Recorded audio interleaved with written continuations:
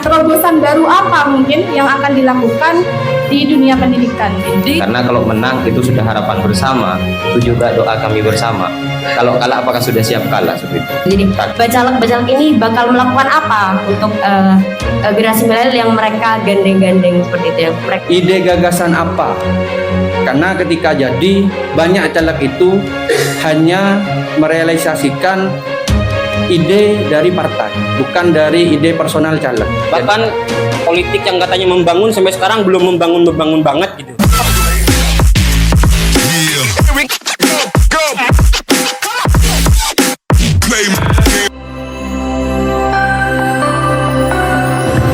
Assalamualaikum warahmatullahi wabarakatuh. Selamat sore dan salam sejahtera untuk seluruh masyarakat Bondowoso. Bersama saya Ocha Arifahisto. Sebuah kebahagiaan bisa menyapa seluruh masyarakat Bondowoso dimanapun Anda berada, tentunya dalam suasana yang sehat dan sangat berbahagia. Kita kenapa bisa muncul kata seperti itu? Mungkin bisa dilontarkan langsung ke Mbak Marta nih. Kalau saya nanti nanya disangka settingan. Ayo coba nama dulu, bisa berdiri nggak apa-apa. Assalamualaikum warahmatullahi wabarakatuh. Waalaikumsalam. Nama saya Muhammad Irwansyah, dipanggil Irwan, asal dari Desa Bejaten. Tadi nyeletuk ya dengan kata-kata nggak bahaya karena viral. Sebenarnya yang ingin saya tanyakan, ketika Ibu Marta atau dikenal masyarakat desa Kecamatan Binakal Curadam itu Bunda Marta. Yang ingin saya tanyakan, ketika Bunda Marta ini rela melepas jabatannya sebagai kepala desa, terus berangkat untuk mencalekkan di daerah Dapil 5, faktor utama apa? Ide gagasan apa? Karena ketika jadi banyak caleg itu hanya merealisasikan ide dari partai, bukan dari ide personal caleg. Itu aja? Terima kasih. Nanti jangan-jangan bawa idenya partai katanya, bukan idenya sendiri ya. Terima kasih. Tepuk tangan dulu buat teman kita. Dari mana tadi? Pejaten. Mahasiswa dari UINHAS. Oke, langsung dijawab Bunda Marta. Ya, jawaban yang pertama tadi dimulai dari niat. Kalau kemarin saya bisa membantu masyarakat Penambangan melalui APBDes. Tapi yang akan datang dengan di legislatif saya bisa bermanfaat untuk lebih banyak lagi di 6 kecamatan seperti itu. Kalau saya sih tidak muluk-muluk ya, Dek ya. Saya ingin menggandeng pemuda-pemuda yang ada di 6 kecamatan tersebut gitu. Karena pemuda merupakan potensi yang dimiliki oleh pemerintah. Yang itu bisa kita gandeng untuk bisa menyuarakan apa yang dibutuhkan oleh wilayahnya masing-masing. Karena pemuda yang punya semangat unlimited, mereka yang punya potensi adalah pemuda gitu.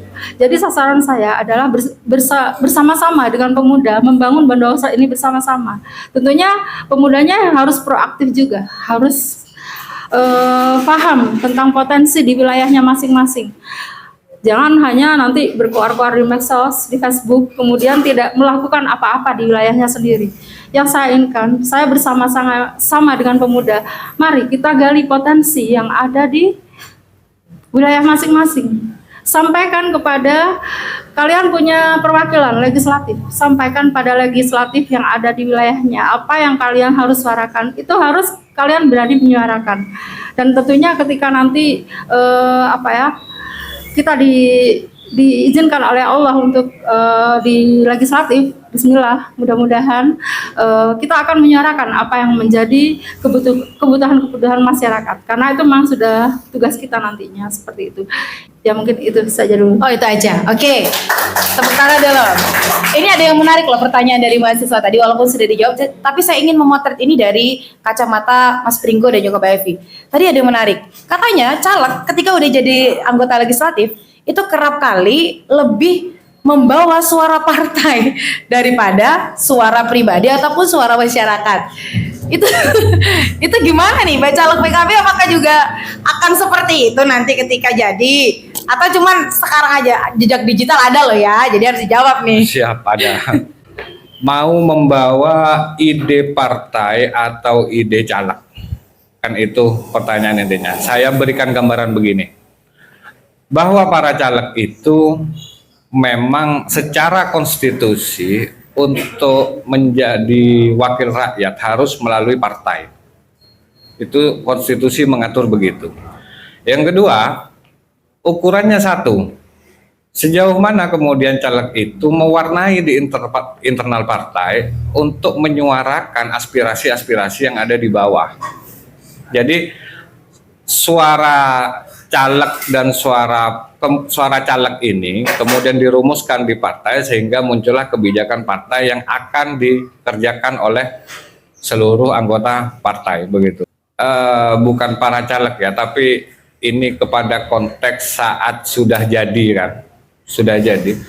Ya satu harus bisa menampung aspirasi, itu yang pertama. Kemudian yang kedua menyuarakannya bagaimana? Ya di parlemen begitu. Artinya para anggota dewan ini merumuskan bagaimana apa yang ada di bawah, suara-suara yang ada di bawah itu untuk dibawa ke parlemen. Sebagai saluran, anggota dewan ini kan sebagai saluran penghubung. Sebagai saluran penghubung.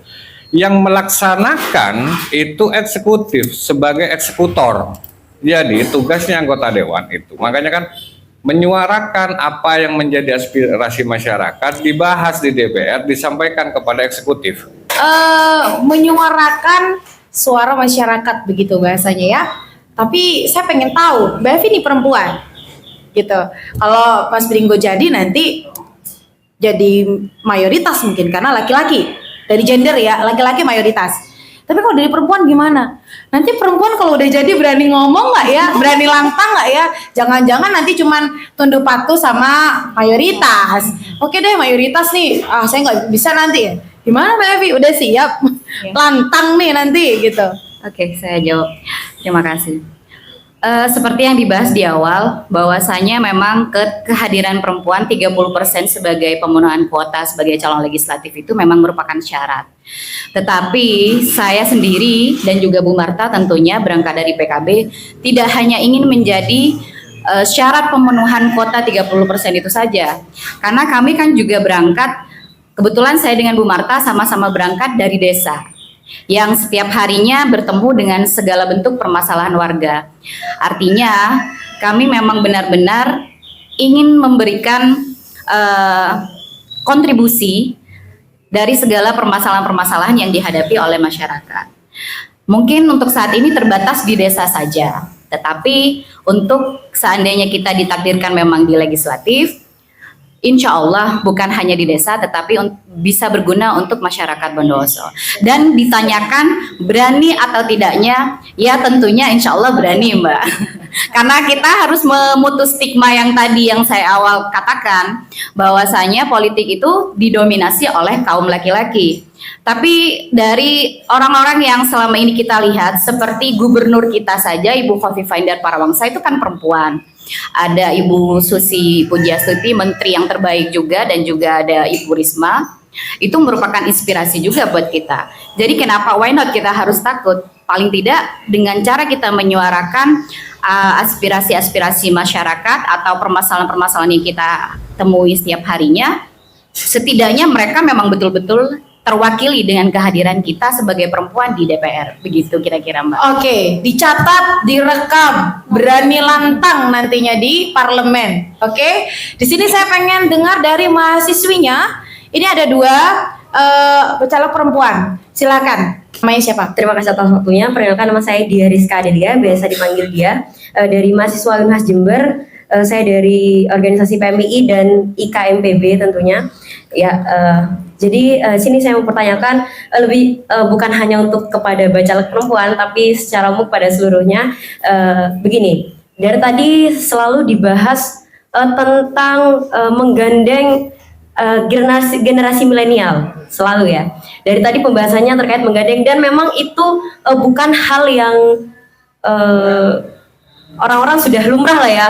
Kayaknya bacalek sekarang nih emang pada rebutan untuk menggandeng organisasi-organisasi yang milenial, mahasiswa dan lain sebagainya. Jadi emang sudah terkenal seperti itu. Yang jadi pertanyaan saya, poinnya seperti ini. Dari tadi disebutkan akan menggandeng generasi-generasi muda. Menggandengnya ini hanya pada saat mau mencalonkan saja, atau menggandeng setelahnya pun seperti apa gitu, apa yang akan dilakukan seperti itu. Karena kalau kita bicara generasi milenial, memang benar, apalagi mahasiswa-mahasiswa yang ada memang ini orang-orang bilangnya kan generasi penerus bangsa gitu kan ya. Jadi saya rasa kalau misalnya generasi milenial ini hanya digunakan untuk kepentingan pada saat pemilihan saja, ini percuma ya. Ngapain kita anak-anak muda ini cuman mau bantu hanya di depan saja, nanti di belakang tugas kita seperti apa, jadi gitu. Jadi bacalek ini bakal melakukan apa untuk generasi milenial yang mereka gandeng-gandeng seperti itu, yang mereka katakan, entah ada program dan lain sebagainya seperti apa. Mungkin itu aja sih dari saya. Sekian, assalamualaikum warahmatullahi wabarakatuh. Oke, pedes ya. Level berapa ini pedesnya ini? Sedikit informasi, kenapa milenial kemudian menjadi kekuatan besar dalam pemilu ini? Karena memang berdasarkan beberapa literasi, pemilih terbanyak itu hampir 53,sekian% itu adalah kaum milenial dan juga Gen Z. Jadi kalian punya kuasa besar untuk menentukan siapa yang akan menjadi wakil kalian. Silakan. Jadi begini, saya kasih pandangan begini, Dek ya. Seorang filsuf dari Jerman, Bertolt Brecht, itu mengatakan, buta terburuk adalah buta politik. Peradaban itu dibangun melalui diskusi, sehingga melahirkan ide dan gagasan, bukan dibangun melalui jalur uang 50 ribuan. Coba, Sumpah Pemuda berawal dari apa? Dari diskusi. Rumusan kemerdekaan berawal dari apa? Dari diskusi. Pertanyakan para caleg yang tidak berani live dan diskusi dengan mahasiswa. Makanya jangan pernah salah pilih. Teman-teman harus objektif. Siapapun calon yang berani kemudian live begini, unggah di sosmed, agar menjadi kajian untuk teman-teman bahwa caleg ini memang layak untuk dipilih, bukan berdasarkan uang. Artinya nanti kalau misal dari salah satu ini ada yang jadi, teman-teman itu enak. Misal ke saya nih, Mas sama ini cuma janji tok, itu di sosmed ada. Betapa malunya saya. Taruh di mana muka saya kalau seperti itu. Jadi begitu. Siap, ini tercatat dalam rekam jejak digital, nggak mau turun hanya pada saat reses saja. Diingat, tapi juga akan sering-sering melakukan live diskusi dengan para pemuda dan juga masyarakat. Saya tertarik tadi, ini kan pertanyaan dari teman-teman adalah nanti kalau udah jadi kita mau digandeng seperti apa? Itu kalau udah jadi. Tapi saya mau flashback aja dulu, mau ditarik ke belakang dulu. Mbak Marta ini kan sudah jadi kades ya. Udah pernah jadi kades, udah ngapain aja buat pemuda ya, nggak usah jauh-jauh deh, di desanya sendiri udah ngapain aja, jangan-jangan hanya karena mau nyalek aja nih, ngobrol sama anak muda, coba monggo silakan. Terus terang kemarin saya masih ini tadi ya, di lingkup kecil, di lingkup desa. Dan saya tahu betul potensi pemuda, kemauan pemuda seperti itu. Saya pernah punya aliansi pemuda desa, di desa saya namanya Aliansi Pemuda Desa Penambangan. Itu mereka aja namanya semangatnya itu kembang kempis. Kadang kalau sudah kadung menyala, wah ingin rasanya proker dikerjakan dalam kurun waktu dekat. Pada kalanya mereka juga punya down gitu, semangatnya down dan sangat down, males sudah sembarang gitu. Itulah perlunya semangat ya, semangat unlimited pemuda. Pemuda harus bisa membaca potensi di wilayahnya. Dan apa yang saya janjikan, saya sepakat dengan Mas Pringgo tadi. Kita akan lebih suka diskusi dengan pemuda, lebih suka mendengarkan dengan pemuda. Kembali lagi ke pemudanya. Pemudanya punya semangat tidak untuk bisa menggali potensi di wilayahnya. Pemuda punya kemauan enggak, berani enggak untuk kritis kepada pemerintah seperti itu. Dan kalau saya sendiri selama di desa melakukan hal-hal yang sudah tidak fisik lagi, tapi bagaimana meningkatkan SDM masyarakat, misalnya wifi secara gratis di dusun-dusun, kemudian mendirikan rumah edukasi yang ada di dusun-dusun. Tujuannya apa? Agar pemuda bisa punya peran serta kepada masyarakat. Mereka bisa bermanfaat untuk sekitarnya, bisa mendidik generasi pemudanya agar lingkungannya bisa menjadi lingkungan yang sehat, lingkungan yang cerdas seperti itu. Tidak hanya mahasiswanya, tapi mengajak seluruh masyarakat untuk bisa mempunyai wawasan yang cerdas dan bisa kalian menularkan ilmu-ilmu yang kalian miliki. Itulah fungsinya kita mempunyai ilmu. Kita bisa mentransferkan dari lingkungan, kemudian bisa kita jabarkan lagi di lingkungan masyarakat kita seperti itu. Bisa dicek teman-teman. Silakan langsung datang ke Desa Penambangan, bener nggak ya? Gitu kan? Ya, dan ya setuju, jangan salah pilih karena prediktor terbaik untuk memprediksi kepemimpinan di masa yang akan datang adalah rekam jejaknya. Kalau di sini saya tidak akan mengumbar, silahkan dinilai sendiri, silahkan ditanyakan sendiri, karena itu apa ya? Pentingnya track record ada di sana. Oke, pentingnya track record yang merupakan kawasan Curadami. Silakan langsung datang ke Desa Penambangan. Kira-kira benar nggak sih selama jadi kadis seperti itu? Udah gandeng anak muda. Sebentar, barusan sudah ada yang ngacung. Silakan. Bismillahirrahmanirrahim. Assalamualaikum warahmatullahi wabarakatuh. Waalaikumsalam. Perkenalkan, saya Ridwan Hidayatullah, berasal dari Desa Pejaten. Alumni UINHAS juga. Saya berangkat dari pemuda desa, Ibu Bunda Marta. Oke. Tadi sempat nyeletuk bahwa sudah memberikan wadah kepada pemuda, yakni aliansi. Kebetulan saya juga berkecimpung di Karang Taruna Desa Pejaten. Dan saya lihat beberapa ada Karang Taruna itu yang hanya aktif hanya sebagian. Apakah Bunda Marta sudah menyediakan wadah kepada pemuda-pemuda di desa? Karena tadi nyeletuknya mereka semangatnya kembang kempis seperti itu. Apakah sudah disediakan wadah yang cukup seperti itu? Karena pemuda tidak butuh banyak, mereka disediakan wadah, disediakan tempat, mereka pasti akan berdiskusi. Itu juga yang saya alami di lapangan seperti itu. Setelah disediakan wadah, nanti apa sih pemuda, gimana caranya menggandeng pemuda biar lebih aktif bisa membantu desa seperti itu. Pertanyaan yang kedua kepada Mas Pri yang berangkatnya dari entrepreneur. Kalau Bapak entrepreneur kita kan Bob Sadino di sana yang terkenal. Mereka dalam berusaha sudah siap gagal seperti itu. Apakah Mas Pri siap kalah? Karena kalau menang itu sudah harapan bersama, itu juga doa kami bersama. Kalau kalah apakah sudah siap kalah seperti itu? Takutnya kalah terjadi apa-apa gitu. Oke. Aduh. Tolong dulu pertanyaannya. Mohon dibantu sih. Ini juga sudah masuk list pertanyaan saya loh kepada 3 bacalek kita. Kalau siap menang semuanya siap menang. Tapi kalau siap kalah jangan-jangan nanti saya sebagai jurnalis disuruh nulis ya. Kalah nyalek salah satu bacalek masuk. Nah, ke dokter spesialis. Monggo silakan. Mbak Marta dulu ya. Mbak Marta dulu, mohon maaf Mas Bingo. Oke, Mbak Marta, tadi ditanyain itu, jangan-jangan udah ngasih wadah nggak sama Karang Taruna di Desa Penambangan kemarin? Ya kita fasilitasi lah pastinya. Kalau tempat diskusi ya melalui rumah edukasi itu. Kita sudah menghimpun aliansi pemuda desa. Jadi setiap dusun itu harus ada perwakilan yang bisa masuk di aliansi pemuda tersebut. Gitu. Nanti dusun-dusun ya sama dengan ini ya, kayak tokoh pemuda. Jadi mereka bisa menyuarakan apa yang menjadi kebutuhannya masing-masing. Dengan kita dekat dengan pemuda, kita otomatis itu sudah musyawarah dusun ya, musyawarah dusun gitu. Kita punya rumah edukasi yang itu gunanya juga untuk pemuda saling bertukar pikiran. Kita juga punya grup dengan pemuda seperti itu. Jadi tidak harus bertemu dengan saya di WA pun, apapun yang menjadi keinginan dari pemuda itu merupakan media kami seperti itu.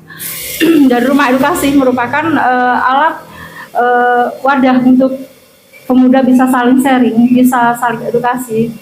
Seperti misalnya kemarin waktu COVID seperti itu. Malah pemuda mereka banyak sekali membantu desa kami, membantu semangat untuk nyemprot ke dusun-dusun seperti itu. Kemudian pada saat daring, pada saat daring, pemuda bisa mengajarkan anak-anak di sana. Di rumah edukasi kami itu ada seperti tempat yang serbaguna deh, yang semi outdoor, dilengkapi dengan wifi, kemudian ada pojok bacanya, ada tempat membacanya, kemudian ada pojok kesehatannya juga. Jadi pemuda di sana juga kita latih untuk bisa bekerja sama dengan bidan. Di sana bisa untuk tensi darah, misalnya ada yang pusing, sakit, penyebabnya apa, pemuda juga bisa berperan untuk di sana. Tapi itu kan pakai dana desa ya. Iya. Nanti kalau udah jadi caleg kira-kira masih ada nggak ya rumah edukasi by Bunda Marta mungkin? Kan nggak pakai dana desa itu, gimana dong? Ya pastinya saya mengikuti ketentuan yang berlaku di kabupaten. Pastinya selama itu tidak menyalahi aturan, kenapa tidak? Kenapa tidak? Dicatat ya. Ini dicatat. Oke, Mas Ringo, tuh dapat pertanyaan. Siap kalah nggak? Ya, setelah menyatakan diri kesanggupan untuk menjadi caleg, saya dikasih wejangan dengan Ketua DPRD Bondowoso. Debringo harus siap menang, siap kalah. Saya jawab dengan lantang waktu itu, justru saya kalau menang ini yang tidak siap. Kenapa? Saya di dunia usaha begini seringkali itu pulang jam 1:30, jam 2 malam setelah tutup ini, diskusi dengan teman-teman, nyampe rumah untuk menunggu subuh. Saya sempatkan waktu untuk selalu baca buku. Nah, jadi tidur saya itu selalu setelah subuh, bangunnya siang. Makanya kan saya harus gimana ini kalau kemudian jadi menang caleg ini. Susah bangun pagi. Jadi itu perjuangan keras saya kalau misal Allah mentakdirkan saya menang dan duduk menjadi caleg. Pertarungan terbesar saya itu. Artinya tidak mungkin saya tidak meluangkan waktu tiap hari untuk tidak baca buku. Itu. Berarti siap kalah ya. Nah, tapi kalau berbicara tentang siap kalah, ini saya penasaran sama para bacaleg sebenarnya. Yang bikin mereka, mohon maaf, sedih, atau mungkin jatuh sakit, atau mungkin banyak yang kemarin tuh di berita-berita tuh kan banyak ya, gagal nyalek, ada yang mohon maaf ke RSC.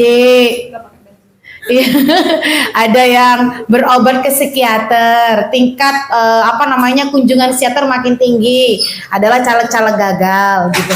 Penasaran ya, kira-kira tuh caleg kalau gagal tuh yang bikin sebel tuh apanya sih? Sedih karena modalnya habis, atau malu sebenarnya?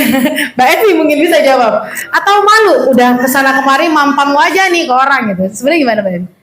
Kalau saya pribadi ya, betul kata Mas Pringgo, kita memang mencalonkan diri jangan hanya siap menang ya Mbak ya, tapi juga harus siap kalah. Berkaca dan belajar dari pengalaman yang kemarin, saya dengan suami juga bertarung di Pilkades, dan itu pun sudah kami siapkan dengan niat yang tulus. Jadi artinya dari awal kita harus kembalikan ke niat. Kalau niat kita memang sudah tulus, ikhlas memang untuk masyarakat, tentunya kalah itu bukan menjadi hal yang menghentikan kita untuk berbuat baik setelah itu. Bukan berarti ya benar kata Mbak yang tadi, ini dikumpulkan hanya untuk sekarang ini aja atau selanjutnya gimana gitu peran mereka gitu kan Mbak. Kurang lebih seperti itu kan. Artinya memang pada jiwa-jiwa bacalek ini memang harus disiapkan mental kalah sebelum menang gitu. Mental kalah sebelum menang. Nggak, kita nih harus punya mental kalah dulu gitu ya Mbak ya. Jangan berpikir menangnya dulu, karena memang kita yang penting sudah berusaha dan berupaya, tentunya berikhtiar gitu ya, dengan cara melakukan banyak hal. Misal dengan beberapa kali kita melakukan kegiatan-kegiatan yang sudah kita lewati kemarin, seperti saya dengan Bu Marta kemarin sudah melakukan kegiatan sehari di desa yang dibantu dengan Dukcapil, dan itu difasilitasi oleh fraksi PKB tentunya. Itu merupakan usaha dan upaya kami untuk memberikan pelayanan yang terbaik untuk masyarakat. Setelah itu, bagaimana penilaian masyarakat terhadap kami itu tergantung mindset mereka. Artinya ini bisa digabungkan dengan pertanyaan Mbak yang tadi, dengan pernyataan Mas Pringgo tadi, ada yang berjanji untuk membawa nominal sekian, sekian, sekian. Oleh karena itu, sebagai milenial yang saat ini duduk bersama dengan kami, kita adik-adik semua kaum milenial ini harus bisa mengubah birokrasi yang tadinya rusak, harus diperbaiki ke depannya, seperti itu. Jadi mindset bagaimana mendapatkan uang dari bacalek itu harus diubah gitu loh Mbak. Dari situ baru kita bisa berangkat untuk menjadi bacalek-bacalek yang cara ininya sehat, cara bertarungnya sehat gitu loh Mbak. Tapi penasaran gak sih caleg tuh biasanya modal apa ya? Karena kan udah menjadi rahasia umum juga. Katanya kan kemarin tuh bahasanya tongket ya, setong seket, iya kan? Setong seket. Saya penasaran kalau 3 bacalek dari Partai Kebangkitan Bangsa ini punya modal apa sih? Nyiapin modal finansial nggak sih kalau caleg tuh? Itu monggo silakan, siapa dulu yang menjawab? Ya, jadi sempat sudah ditanyakan kemarin ini, apa modal dasar saya untuk nyalek? Modal dasar saya itu modal pikiran. Karena kalau uang mau dari mana? Katakanlah untuk jadi sekian ribu orang, kalikan uang ratusan ribu, mau dapat dari mana? Makanya saat kesadaran masyarakat tentang politik itu rendah, maka semakin mudah masyarakat itu dimanipulasi. Semakin besar peluang untuk memanipulasi.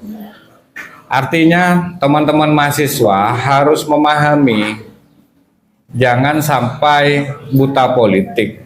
Apalagi kemudian menurunkan kesadaran berpikirnya terhadap politik. Bahaya. Nanti kalau orang yang dicoblos dipilih jadi lupa karena kesadaran teman-teman mahasiswa itu rendah terhadap politik. Kalau katanya orang Madura itu perakun oleh ngok-ngokan, miso-miso sakar PDW. Bukan kesalahan dari caleg.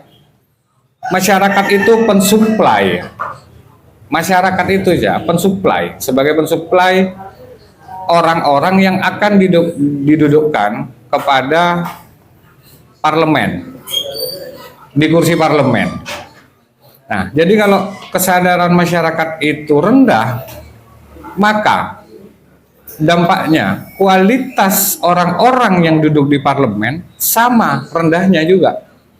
Semakin tinggi kualitas masyarakat tentang politik, maka akan semakin tinggi juga kualitas para politisi di parlemen. Jadi begitu rumusannya.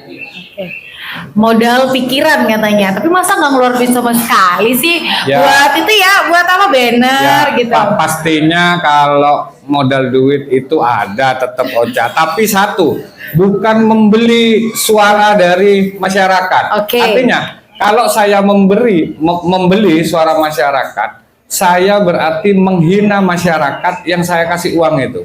Artinya betapa murah pikiran mereka hanya dibeli dengan uang senilai 50 dan 100 ribu. Dan insya Allah itu tidak akan pernah saya lakukan. Makasih. Oke, siap. Wah, ini makin kan kalau udah ditarik perihal modal finansial. Cewek dulu ya. Ayo, monggo. Assalamualaikum warahmatullahi wabarakatuh. Waalaikumsalam. Perkenalkan, nama saya Lucian Anggraini. Saya dari UINHAS Jember, dari pergerakan PMII dan dari IKMPB. Di sini untuk mengawali prinsip saya itu tidak mempercayai kata-kata dari calon-calon ini kecuali ada bukti. Gitu.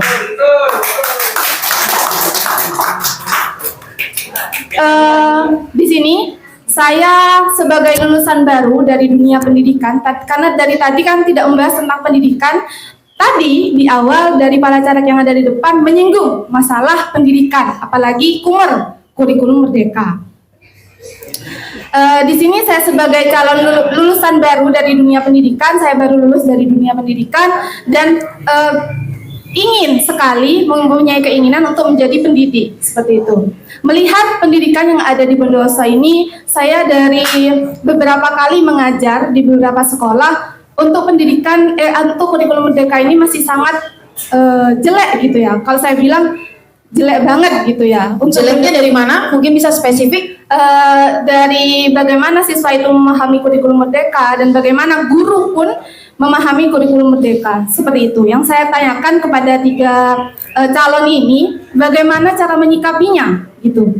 Untuk para calon guru, karena kalau melihat sekarang guru-guru yang ada itu para berebut jabatan gitu ya. Kata senior saya itu sekarang berebut jabatan gitu ya untuk menjadi yang ini. Sedangkan kan yang di sini ada kaum milenial yang ingin juga berperan gitu. Jadi apa yang akan dilakukan oleh para calon ini pada kami milenial yang ingin juga terjun dunia pendidikan, untuk kami yang milenial, hal apa yang akan, terobosan baru apa mungkin yang akan dilakukan di dunia pendidikan gitu. Di dunia pendidikan sebenarnya yang mbaknya sudah skripsi? Sudah selesai ya. Oh, sudah selesai. Ya. Nggak masuk sama kebijakan yang baru, nggak perlu bikin skripsi ya? Enggak dong. Oke.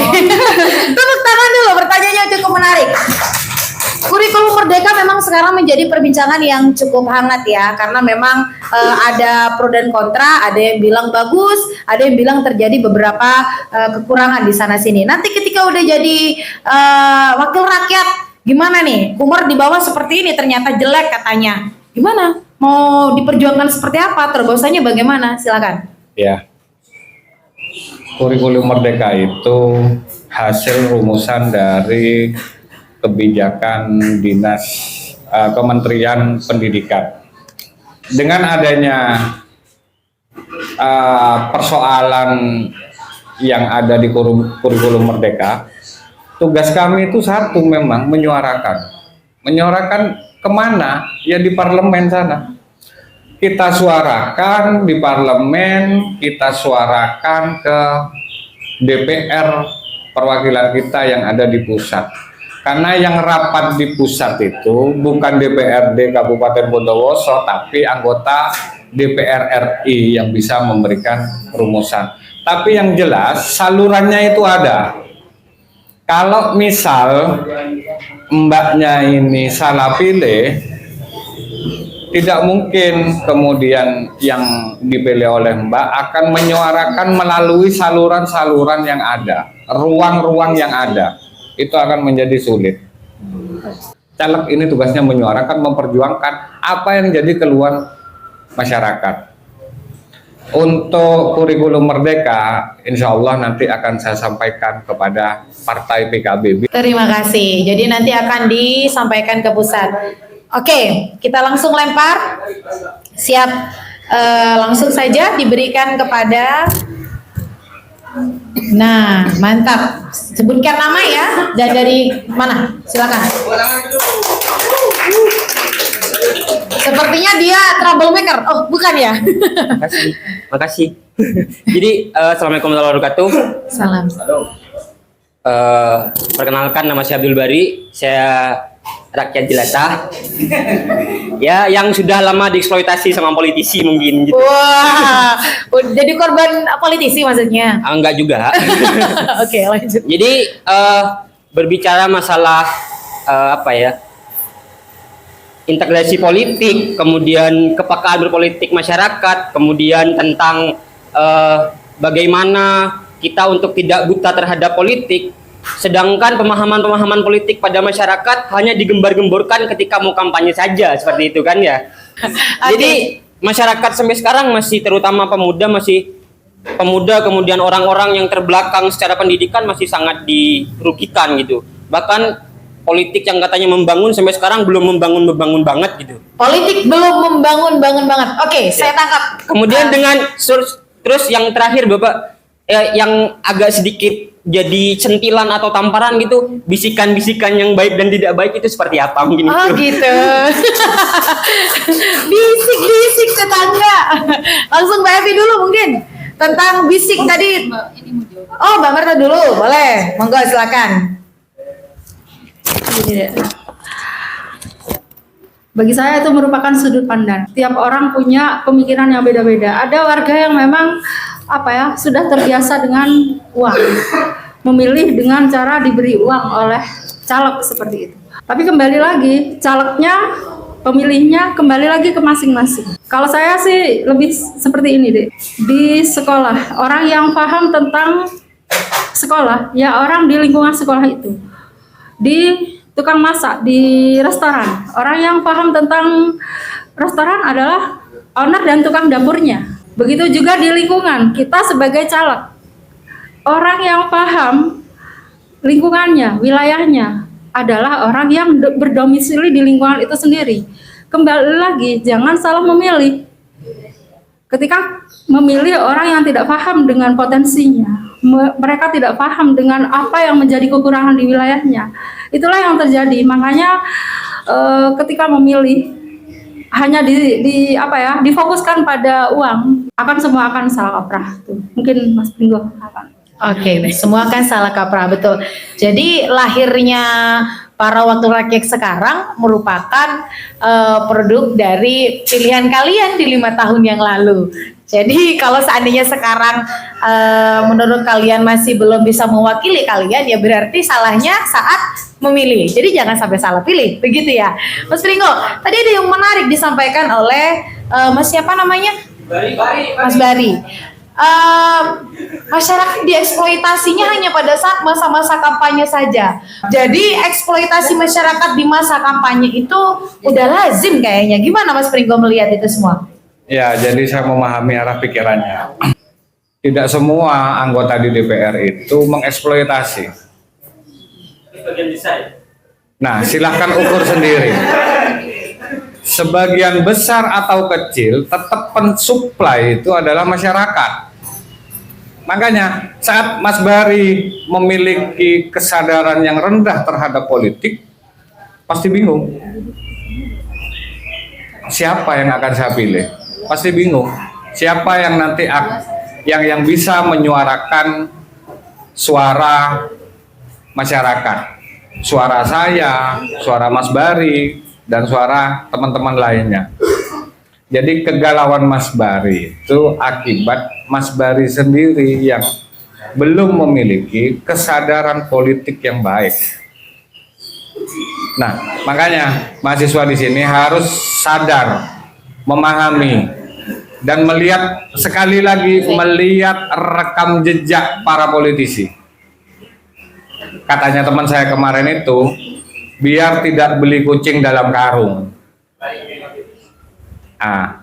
Jadi begitu Mas Bari, tidak semua anggota DPR mengeksploitasi, tidak semua. Banyak juga yang kemudian menyuarakan aspirasi masyarakat. Ukuran banyak hendaknya tergantung masyarakat. Masyarakat mau mensuplai anggota DPR yang lemah syahwat dalam berpikir atau enggak? Nah, itu tergantung masyarakat sekarang. Kalau ada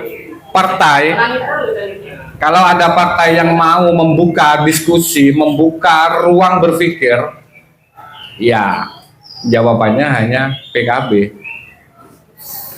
Jadi satu, kenapa? PKB sebagai pelopor pembuka ruang diskusi di Bondowoso. Faktanya hari ini kita berkumpul sejak kemarin. Jadi begitu Mas Bari ya, memahami ya. Oke, ini akan dicatat nanti sesuai dengan janji tadi ya. Ketiga baca di depan kita bilang katanya akan membuka live diskusi sebanyak mungkin. Ini waktunya sudah hampir, tapi makin panas ya. Nggak apa-apa ya. Oke, sebentar dulu. Tadi ada satu pertanyaan buat Bevi tentang. Tentang bisik-bisik katanya. Bevi tadi bilang, bisik-bisik apa ini? Oh, ternyata di DPR ada bisik-bisik. Belum jadi anggota legislatif udah tahu kalau di DPR ada bisik-bisik. Bisik-bisik apa sih, Mbak? Monggo silakan. Aduh, ini kayak bisik-bisik tetangga ya, Mbak ya. Kalau saya bisa jawab sih, itu bisik-bisik yang baik dan tidak baik nantinya tentunya saya taunya ketika saya menjabat, Mbak. Kalau sekarang kan saya belum jadi nih. Siap, maka harus dipilih, begitu maksudnya? Iya, kira-kira begitu. Oke, siap, langsung saja. Sisi sebelah kanan kebanyakan kayaknya, sebelah kiri. Saya belum mendengar suara lantangnya sebelah kiri sama sekali. Monggo, silakan, sebutkan nama dan dari mana. Assalamualaikum warahmatullahi wabarakatuh. Waalaikumsalam. Perkenalkan, nama saya Muhammad Bakris dari SD Aliyah Taqwa. Pertanyaan saya ini berangkat dari dunia pendidikan saja. Dari ketiga bacalek ini seringkali memaparkan bahwasanya pemuda hari ini terlalu banyak yang buta terhadap politik. Bagi saya, mengapa mereka buta terhadap politik? Karena berangkat dari analisis saya mengenai pemuda-pemuda yang hari ini, banyaklah dari pemuda-pemuda hari ini yang dunia pendidikannya tidak sampai kepada strata 1, artinya mereka putus dalam dunia pendidikan semenjak SMA ataupun SMP, sehingga dari mereka-mereka yang putus dari dunia pendidikan, mereka mengalami degradasi dalam pemikiran, artinya pemikiran mereka kurang terwadahi, sehingga itulah kesimpulan saya, analisis saya, mengapa mereka buta terhadap politik, karena kurangnya literasi. Kurangnya literasi artinya kurangnya membaca dan berdiskusi terhadap teman-teman yang berada di dalam dunia pendidikan.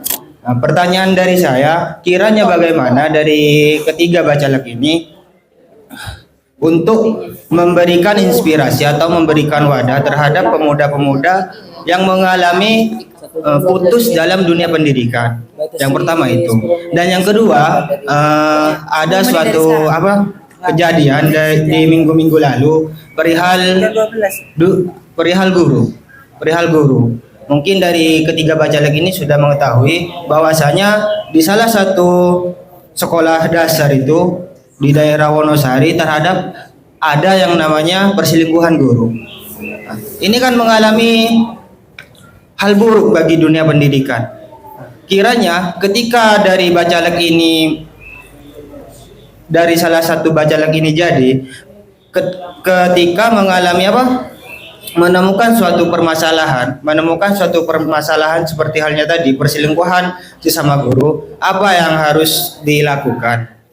Walaupun memang dari pihak yang berwajib sudah memiliki wewenang untuk memberikan hukuman terhadap mereka, akan tetapi dalam dunia pendidikan masih akan memberikan nama yang buruk karena mengalami degradasi dalam dunia pendidikan. Mungkin hanya itu yang dapat kami sampaikan. Billahi taufik wal hidayah. Assalamualaikum warahmatullahi wabarakatuh. Waalaikumsalam warahmatullahi wabarakatuh. Terima kasih. Degradasi pendidikan ya. Tadi tuh banyak katanya buta politik bisa jadi disebabkan karena putus pendidikan dan lain-lain. Monggo silakan siapa yang mau jawab dari tiga bacalek ini tentang degradasi pendidikan. Nanti kalau udah jadi siap panggil nggak? Karena kan kontrol masyarakat atau kontrol pendidikan juga salah satunya menjadi tugas dari teman-teman di legislatif begitu ya. Monggo siapa yang mau jawab? Mas Pringgo. Jadi begini Mas, satu yang harus diketahui, pemimpin itu membangun jalan pikiran.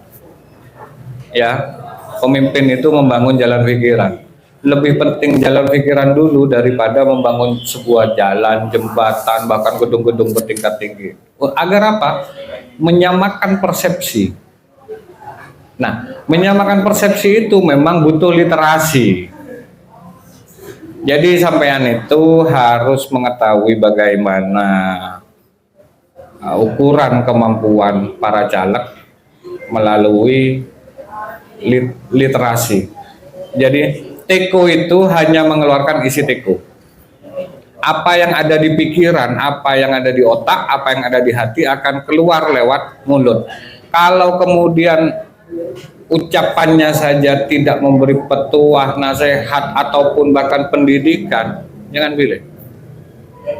Selesai. Oke, wah seru sekali. Tapi sayang sekali sudah tidak bisa bertanya lagi. udah selesai ya. Oke, baik. Untuk teman-teman terima kasih antusiasmenya sangat luar biasa sekali. Boleh tepuk tangan buat kita semuanya dulu. ternyata setelah berkumpul dengan mahasiswa ada banyak PR bagi para bacalek kita kalau seandainya nanti terpilih mewakili kita semuanya. Mudah-mudahan karena ini semuanya terekam rapi dan nanti jejak digitalnya pun juga pasti bisa disaksikan lagi 10 bahkan 5 tahun ke depan bisa disaksikan lagi. Buat teman-teman semuanya pantengin ya suara milenial, suara caleg milenial PKB nanti. Dan teman-teman semuanya sebelum saya benar-benar tuntaskan kebersamaan kita minta ketiga bacalek kita untuk closing statement di kebersamaan yang singkat ini. Silakan dimulai dari Mas Pringgo. Ya, closing statement saya Pringgo dari Dapil 1 PKB untuk mengingatkan. Jadi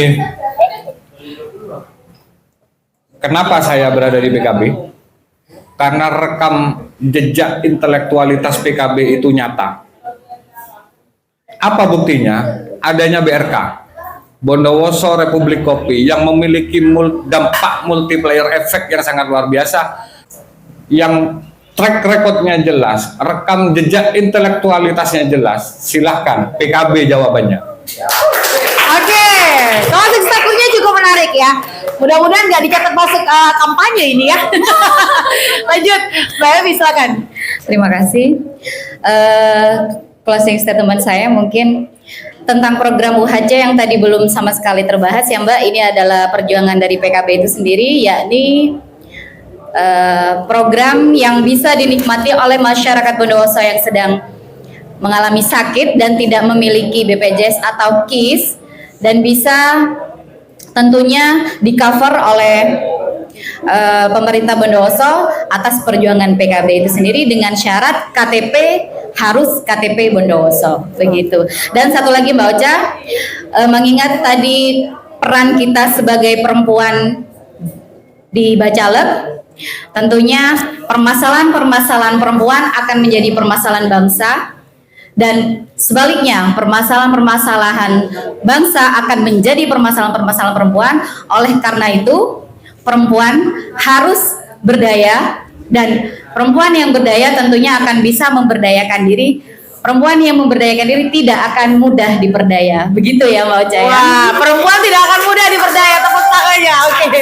Selanjutnya, Mbak Marta silakan. Cuma saya sebagai perempuan PKB, kita akan membuktikan bahwasanya perempuan itu harus kuat. Perempuan itu tidak boleh lemah, harus kuat. Perempuan itu harus mahal, bukan berarti sombong, lantas tidak menghargai seperti itu. Dan perempuan itu harus serius dan tidak main-main. Perempuan PKB. Terima kasih perempuan PKB. Baik, saya ucapkan terima kasih kepada tiga bacalek kita, luar biasa berani berbincang secara langsung head to head dengan para mahasiswa, perlu diapresiasi. Tidak semua bacalek berani seperti ini ya. Beri tepuk tangan dulu buat tiga bacalek kita. Dan saya juga sampaikan terima kasih kepada semua teman-teman yang ada di sini. Pertanyaannya levelnya hot banget ya, pedes banget. Aku udah bikin pertanyaan ternyata lebih pedes pertanyaan kalian. Lanjutkan anak muda, silakan besok kalau diundang lagi lebih pedas lagi. Kalau sekarang 10 kilo, besok 20 kilo pedesnya ya. Terima kasih buat semuanya. Diskusi yang sangat menyenangkan. Yang jelas kebersamaan kita di Suara Caleg Milenial PKB ini menjadi salah satu wadah untuk kita semuanya menilai kapabilitas dan juga kemampuan para caleg kita, karena mereka nantinya akan mewakili kita di parlemen atau di Rumah Timur Bondowoso. Saya Ocari Pangestu yang bertugas mengucapkan terima kasih. Wassalamualaikum warahmatullahi wabarakatuh.